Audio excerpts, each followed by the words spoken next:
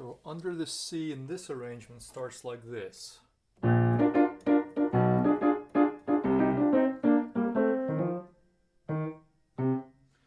then of course you can see trouble begins almost immediately, so I highlighted those highlights just to reveal this trouble and basically work through it. So my B section, as labeled here, begins on the second line, and I'm in this position in the left hand, which makes it easy to play basically everything starting at the indigo colored highlight on the previous line, except I'm holding already, and then, so that's nice. In the meanwhile, my right hand is here, and what I need to start practicing is this transition from 2, maybe I'll zoom in just a little bit, on that grace note E natural, and then I'm trying to do my best to move it like this, so that my long fingers extend onto E flat, C, and B flat on the next line. So eventually E flat, E, F, and then, right, that's the move. Second plucks that E natural quickly, and then I extend. So that's the first piece of practice on this intro first line. Then I'm here on 1-3, and I need to make it over here on that orange brown colored highlight, right? And so if I do both, I kind of have these super rapid fast transitions in both hands, one after another, that I need to master. If I do it, everything else is easy. Right, then I'm in position, I can just play the notes, but this is hard. So it's okay to spend time on it, just to get through the lateral motions that increase the speed as you practice more and more. Okay, so let's see. Before that, I think it's easy. Just a little adjustment in the right hand. Oh, except what am I doing in the left hand, right? Pink highlight says be here. So, lost it. Kinda got it. Okay, and so on and so forth. So you always build into the hard jump until you feel like it's more automated than before, but again, don't try to do it all in one practice, because all you want to do is set up certain habits that you can refine as you go through this piece. All right, from beginning, one more time.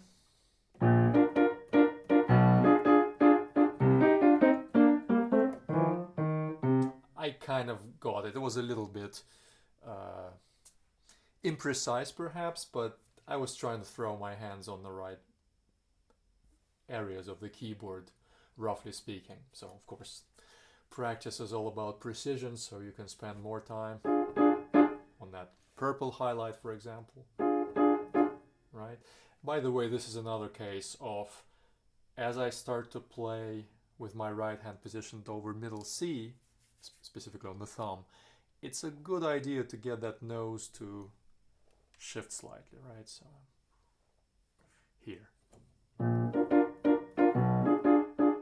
And then this purple, or violet, whatever you want to call it, highlight is much easier to achieve than if I was sitting like this and you're really struggling to move the right hand across the midline. All right, let's continue. So with this B section, or you could call it the main theme, verse, as some people call this part of the song. I'm in position, I'm ready to go, but as you can see from the purple highlight, I need to be here. Same thing happens. If I'm here, I can play this just fine. You know, all these notes in the second measure of this line. But if I'm not, then I cannot. So I practice by being here, right? Just building into it. Again, I can zoom in. Seems like my iPad stopped being annoying. Seems like I can zoom in and out finally. There was like an update recently, maybe that helped. Alright, so, just doing that, in position, both hands, perfect. Right, so I get all the way to the beginning of the measure. Easy. Except, once I start at the beginning, before the purple highlight, that's all I'm doing. Right, it has to be automated to a certain extent to where you know to do these moves rather than just get used to playing. And then, oh, I'm in trouble because I wasn't there already. So you do it by stopping and checking, and kind of the way you can sometimes play, something simple in one position, but you can also learn to play, right? Same notes, but with some jumps that you need to make. It's just a fundamentally different way of touching the keys, is what I'm trying to say. Alright, let's look at that second measure real quick, see what happens. Yeah, a couple of different fingering choices. I am ultimately thinking that what I have in red works better for me, but I can see the reasoning behind maybe a little more comfortable stretch, or I should say leg thereof in the left hand. Right, you just kind of move back and forth, but I like this idea of keeping my fifth finger extended to F. Even if I move away slightly, okay, it's on F sharp now, right? But it's easy to find F. If I do this, look, it moves it to A flat, my fifth finger. So that makes it a little harder to come back to those chords, yeah? And so on. So in the right hand 1 and 2, I just find it's a little more straightforward because, and then just move, as opposed to move and then move again. This way, at least I'm only down to one move rather than two moves. So either way, even if you go to 2-4, that's what you practice right here. Boom, right? You're on D and F with whatever fingers, and then that's where you have to be.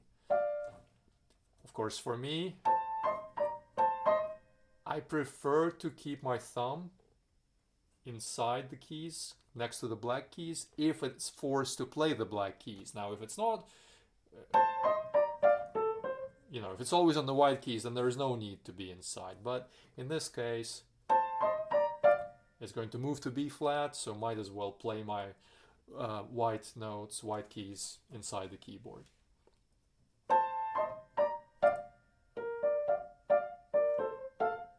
Same thing, maybe down here I might just keep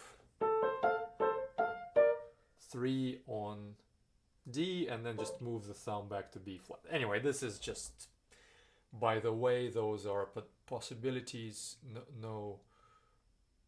not necessarily a superior fingering by any means, just seems to work for me better. Calm transition as opposed to the extension of the second finger. Okay, let's see if I can play the whole thing from B. Probably not.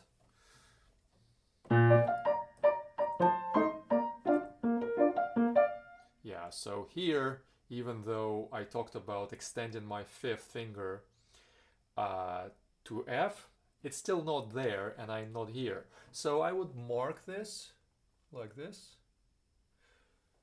By the way, you notice that sometimes there are no staccato dots on the notes. I just play all of those accompanimental notes, intervals as staccato. Just seems to work with the character of this piece. I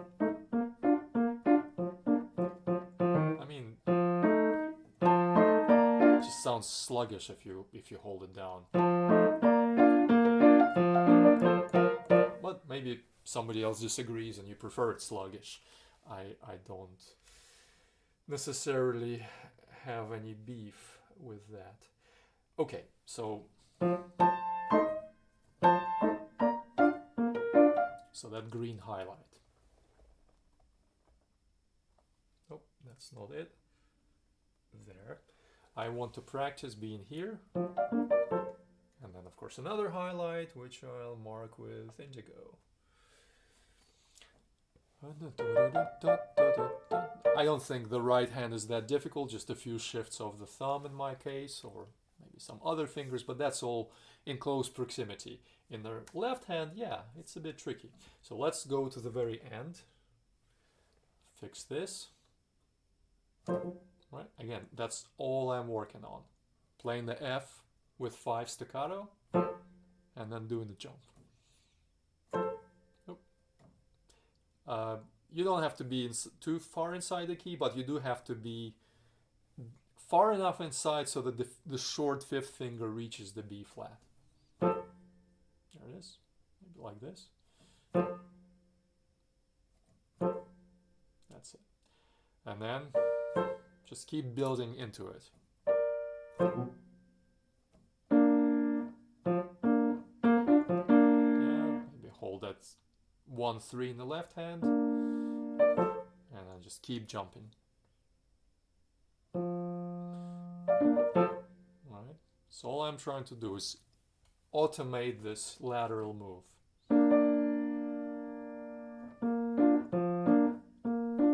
Yeah, so I'll be, let's say, on D. Already starting to get a little difficult with all those many notes leading into the indigo jump. So it's possible that for the first practice, that's all you do. Just one note into it and that's it. But eventually it gets easier and the jumps become more automated. Let's see about the green highlight. Okay. Yeah, it's not as far, but still annoying enough. Because I'm making sure to bring the thumb back to D. And then see if I try to do 2 jumps one after another without having first practiced it enough in isolation, I just fail. Right, I really have to struggle to, oh jump. Too many jumps. Now I started getting worried about that indigo jump and just stuttered, right? So it's a very good idea to not overdo it on the first day of practice. Just lay down the basics, right? That's all you do. Something like this. Well, however much you can manage, that's one jump. And then in the green section, okay, so I have this, let's say, D and F, right? Just before the green. And then I have to be here. That's all I'm doing. Maybe play F in my right hand. Just to have a little context. And then... there it is. Again, just putting it into a little context around the jump. And then let's just move on. Now, nice thing about this second line. So right below this B label, basically the same thing. Very common in songs, have 4 measures of something, and then 4 similar measures right after that. Let's see how similar or different they are.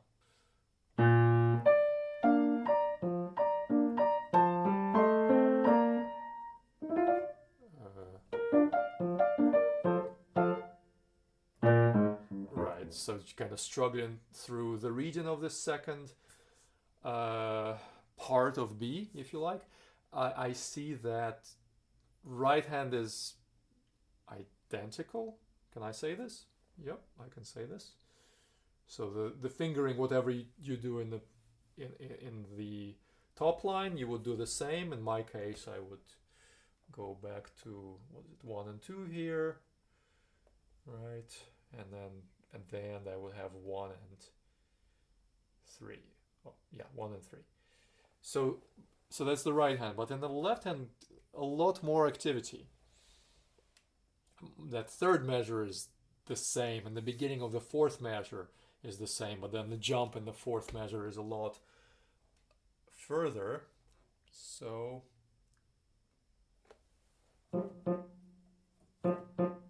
Actually, it's not so much that the jump is further, it's that you have to stretch more here. Ooh. Played wrong fingers, wrong notes, I mean. Yeah, that seems to work. So, let's not ignore a really important thumb under situation right there. I don't know, I'll highlight it with yellow. And then as you play the thumb, spread the rest of the fingers on their keys like this. That's what you want to do.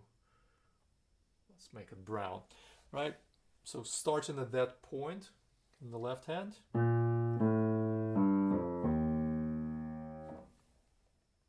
Reveal that E flat in the left hand, but basically if I'm like this, I'm set. And B flat, yellow highlight, I want to do this. Right, so as soon as I'm done holding B flat, I'm practicing that throw of the long fingers. And then, actually, as I play staccato F, I could instantly bring my thumb underneath, couldn't I? Which means, let's not place it under the second finger here. Let's instead place it here. So what I'm actually practicing is, yeah, let's rewrite it. Let's do this. Yellow goes right here. No, that's the eraser. Yeah, right there. When we play F, instead of thinking, oh, then B flat, and then the thumb, we just move thumb like this. Right? It's a very important move to develop good piano technique, is to have a very flexible thumb that can just hide itself underneath the rest of the fingers. Yeah. All right. So, and then once you do this, you do this. Actually, I shouldn't really release the B flat yet, right? Only when I go to A. So two steps. The thumb, and then the repositioning of the long fingers.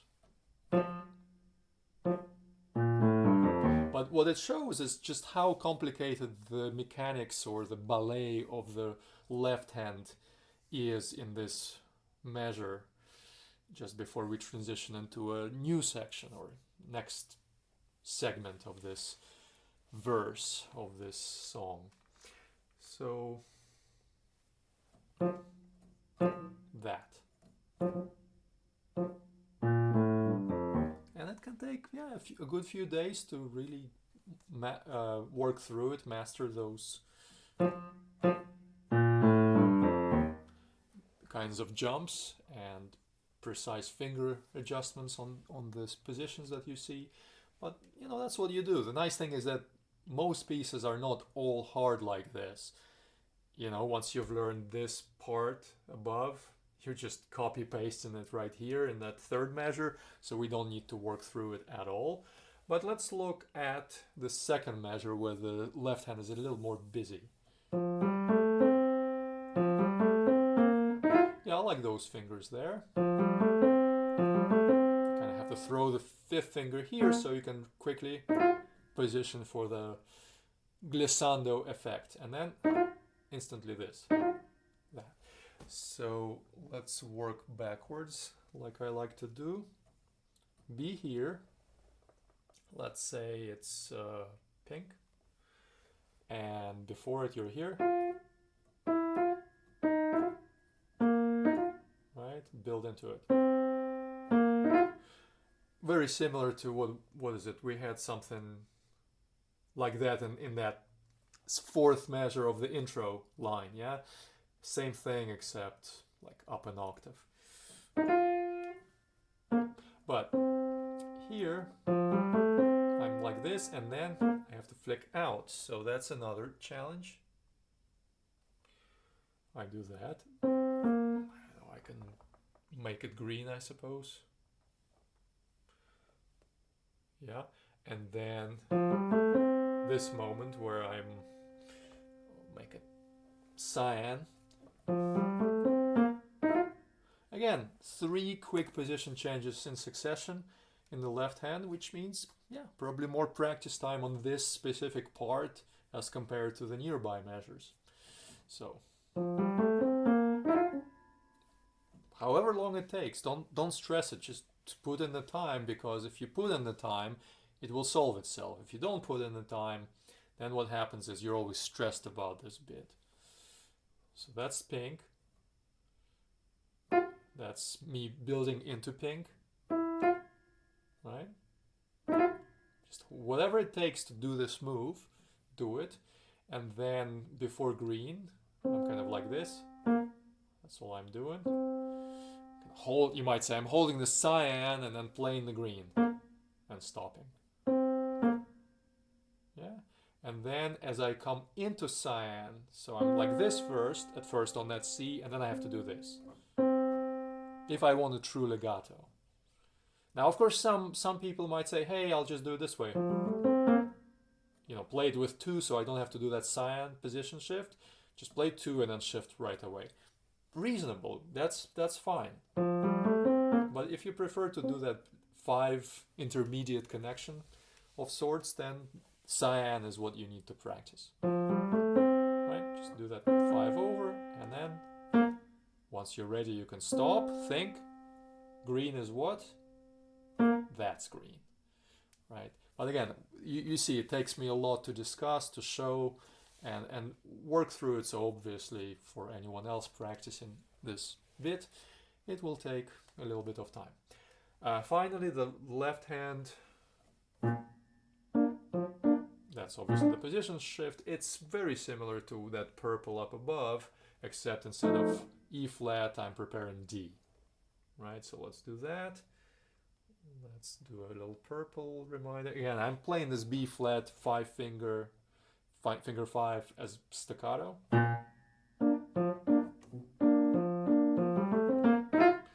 Again, I don't know what Phillip Keveren intended by not labeling some of these quarter notes staccatos. Maybe he preferred it to be. And then those are very clearly staccato. Maybe.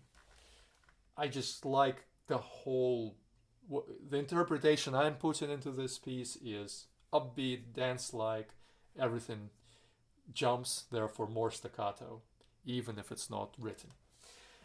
Alright. So that's all I'm practicing. Even if I'm playing that D in the first note in the right hand,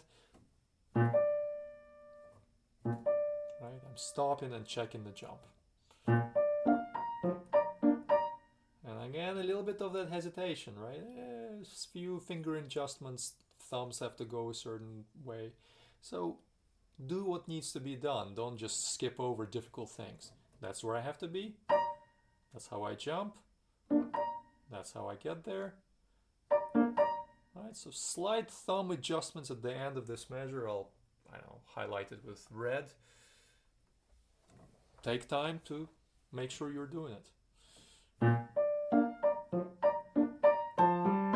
And so on and so forth. Let's see if I can play this whole line without practicing it properly, like I'm teaching.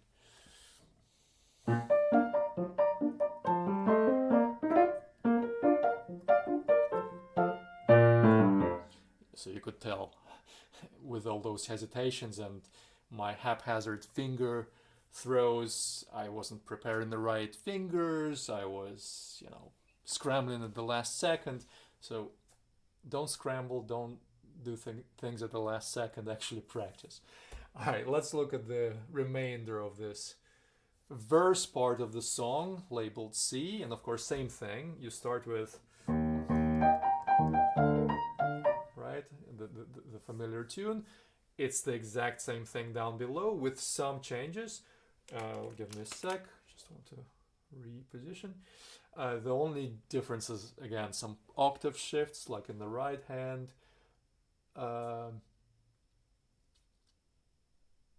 Some octave shifts in the left hand, but largely the same thing repeated. So very nice. Means less to practice. This highlight is accidental, I guess. Starting at the top.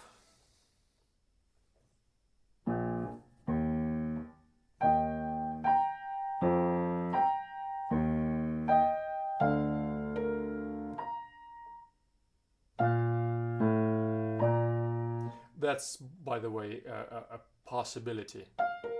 3 and then 2 or 5 and 2 and a 5 in the right hand, as opposed to 2 and 1 and a 5. Again, both fingering patterns have their advantages and disadvantages. The advantage of this one, same position for the entire measure,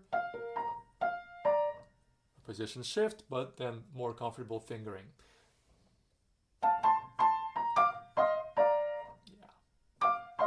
A couple of possibilities, maybe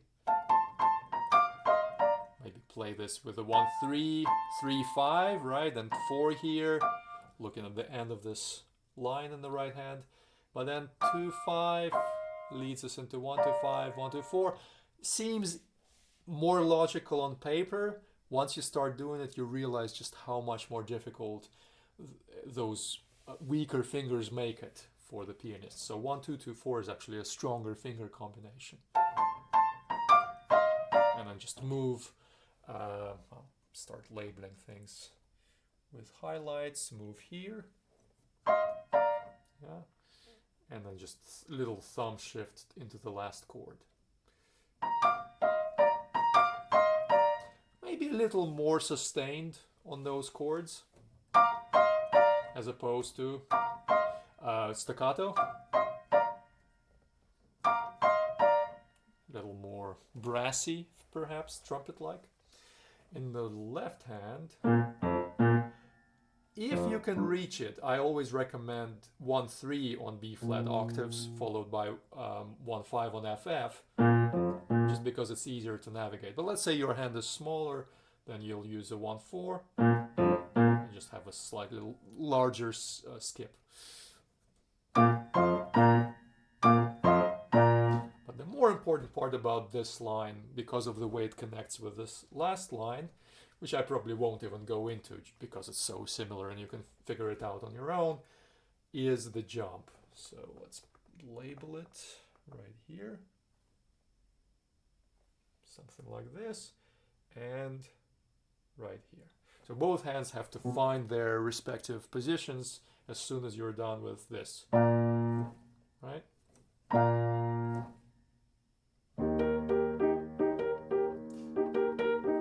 Yeah, so many fingering possibilities and none of them perfect. So that's just what one has to live with as a pianist. So that's my jump from here. And I'm going to practice it quite a few times before I move on in my practice. There it is. Hold this and then just jump. It'll take a few attempts, but eventually the hands do it. Then you do this. Right? Maybe build into it via 2 chords as opposed to just 1. Something like this. Then maybe let's stop at the yellow highlight. That's good enough, right? Just that big hand motion in the right hand. Quite a significant jump in the left hand as well. Might as well extend the highlight like this. There it is. Make sure that this is something you at least attempt a couple of times. Down the road, maybe a few days down the road, you can then get something like, right? Combine a bunch of position shifts into one. Right before that, we're dealing with basically nothing. Right? I'm coming up into this.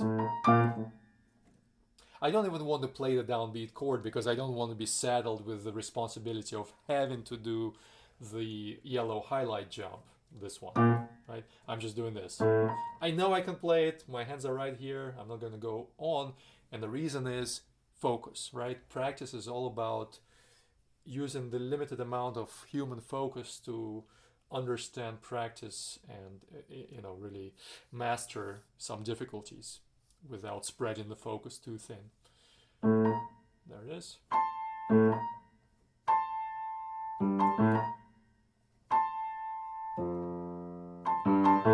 Right, Right, so in a sense this measure is not that difficult, because while there are constant shifts in the position, they're formulaic, they're just going up a step.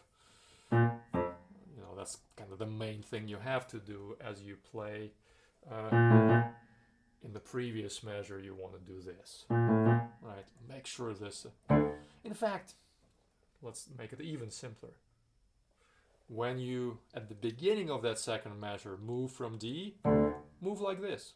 Right, so shape F, F octave, 2, 3, 2 is ready, but you don't have to worry about anything after this. Right, shift right there, let's, I don't know, make it, what, indigo. Do this octave shift with 2 and 3 on B flat and A, and then you're set. Then you just kind of crawl up the scale, B flat major scale. And then you get to yellow, and I'm not going to play that chord because I don't want to do that big jump at the yellow. Good, let's do it with the right hand. So right before the final measure, okay, I got all this.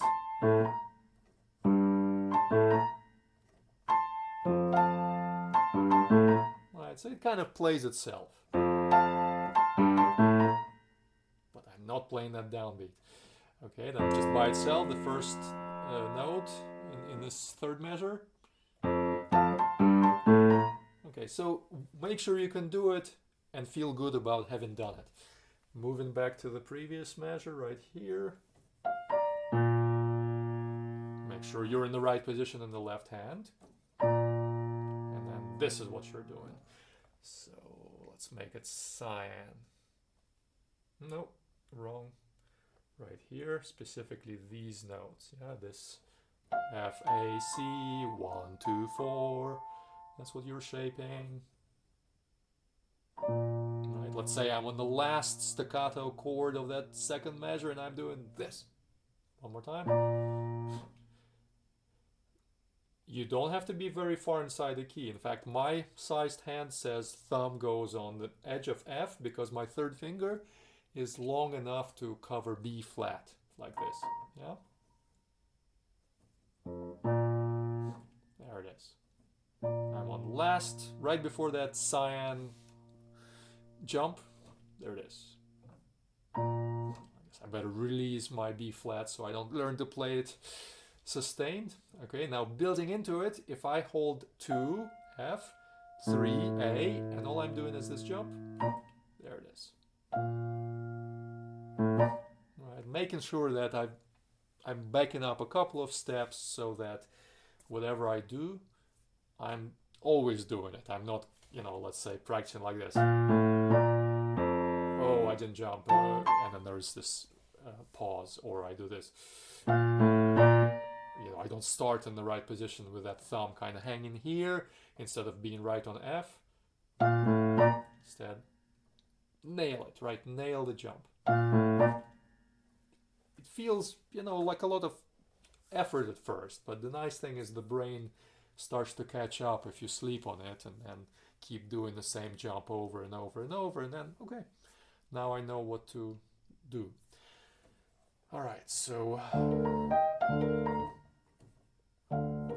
yeah, a couple of difficulties before that. So perhaps what? Yellow, maybe? No, let's do green. Right here. Something like this. So on this green, I need to be like this. Left hand is already set, but this kind of hard to see green. I need to be this way, so then of course if I'm like this, I'll jump when I get to the cyan highlight, but the important part is getting to that green, right? So I've got B flat with the thumb in the right hand, and I'm about to play 5, and now, oh, ooh, that was tricky. Still not quite perfect. And I think I'm doing it wrong because 3 is on F. So I'm really replacing 3 and with 2 and moving 1 to D. Right, but we need to practice with both hands, otherwise it's very hard to put it all together later on. So we have this. I can already move my second finger to B flat. Check this out. Right, so as I play B flat, I just let go of that DD octave in the left hand. And here I am, right?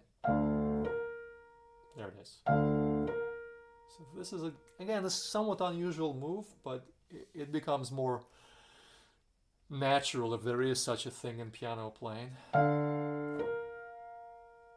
Right, always check an F, F, B flat, and then A right here. Right, so as I play,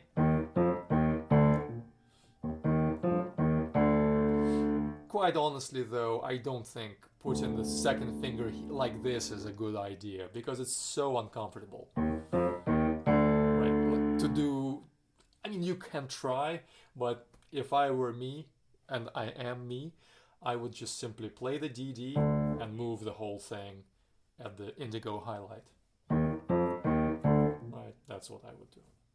Right, so I'm stopping on B flat in the right hand to check that I did the move.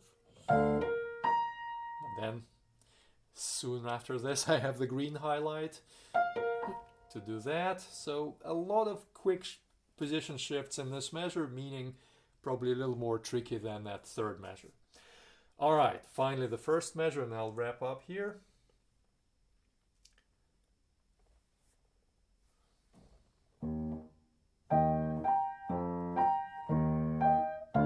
Again, finger-wise, I like it quite a bit. There are many good ideas. But let's highlight things. So what's this? Let's make yellow. Big repositioning right here. Again, I'm not holding that G, B flat all the way. Now, I don't think this is staccato. I like this rhythm. Ta-tam-pa-pa-ta. And therefore, I'm holding it. But I'm not playing it staccato, but I'm also not playing it tenuto all the way to this 2-4 fingered E flat G third. I am probably playing it for half its value. Right, so as I play my left hand octave, I'm making the move.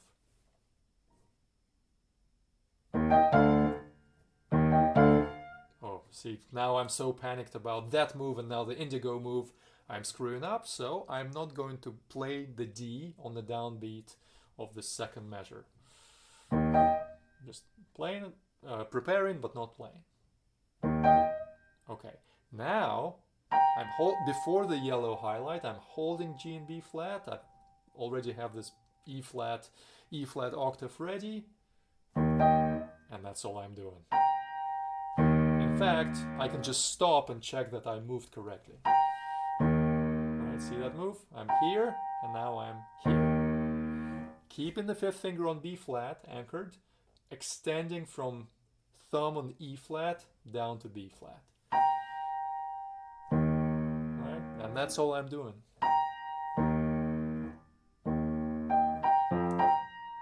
Now, though those are not big jumps, there's still significant moments in the left hand, which I'm going to label like this.